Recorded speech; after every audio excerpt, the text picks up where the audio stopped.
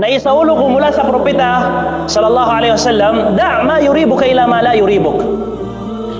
Iwanan mo ang bagay na nagdududa ka at doon ka sa bagay na hindi ka nagdududa.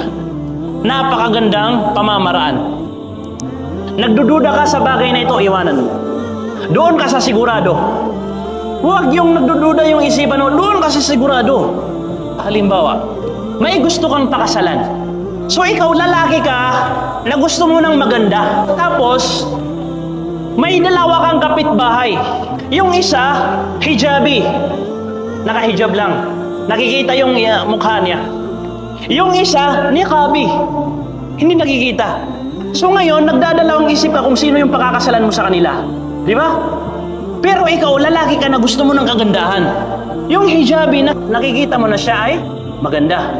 Yung niqabi, hindi ka sigurado. Pero maaari kang maaari mong hilingin sa kanila kung tunay na ikaw ay mag-aasawa na makita ang kanyang mukha. Maraming bagay ang pwede nating paggamitan sa hadith na ito. Kung ano yung nagdududa ka, iwasan mo yun. Kahit anong pagdududa, iwasan mo yun. Halimbawa, ito, tubig.